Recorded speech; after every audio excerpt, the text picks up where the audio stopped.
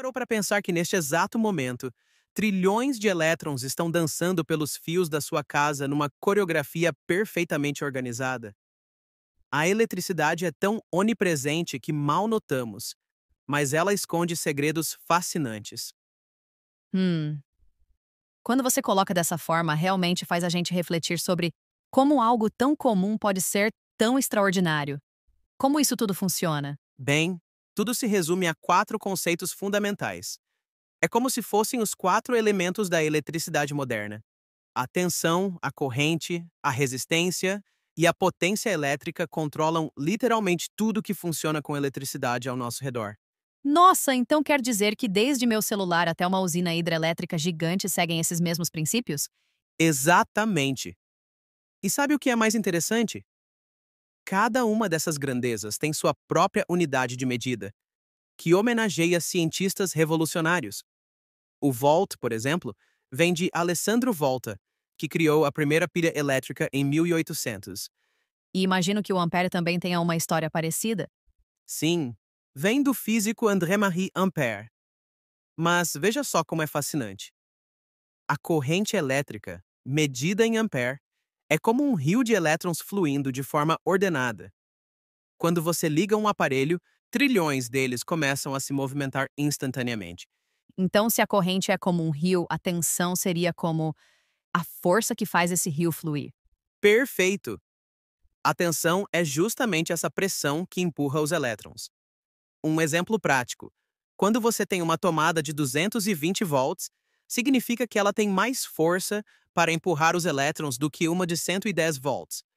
E onde entra a resistência nessa história toda? A resistência é como um obstáculo nesse fluxo. Pense num cano de água. Quanto mais estreito, maior a resistência à passagem da água.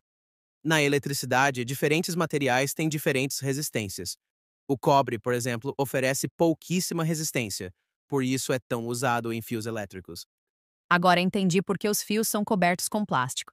Ele tem alta resistência e impede que a corrente escape, não é? Exato! E aqui vem um dado importante. Um bom isolante pode ter uma resistência milhões de vezes maior que um condutor. É por isso que você pode segurar um fio revestido de plástico sem tomar choque. E como a potência se encaixa em tudo isso? A potência é basicamente quanto trabalho um aparelho pode realizar por segundo.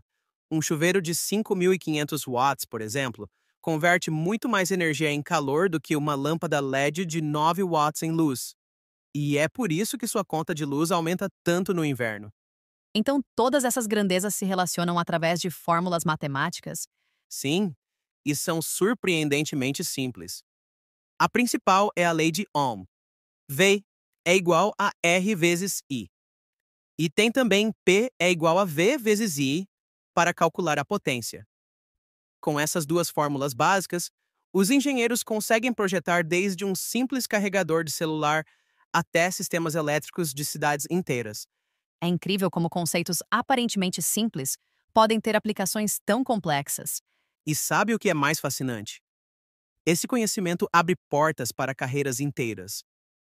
O setor elétrico está sempre precisando de profissionais qualificados, e os salários são bem atrativos. Um eletricista experiente pode facilmente ganhar mais que muitos profissionais com formação universitária. Parece que estamos vivendo um momento único para essa área, não é? Sem dúvida. Com a crescente demanda por energia renovável e a eletrificação dos transportes, o mercado só tende a crescer. Um dado interessante: até 2030, espera-se que o setor de energia limpa gere mais de 30 milhões de novos empregos no mundo. Uau, isso é realmente impressionante. E para finalizar, qual seria o conselho mais importante para quem se interessa pela área? Bem, nunca subestime o poder da eletricidade. É uma força incrível que revolucionou o mundo, mas precisa ser tratada com respeito e conhecimento. Como dizemos no ramo, não existem eletricistas velhos e descuidados, motivos óbvios. Por hoje é isso, pessoal. Até a próxima!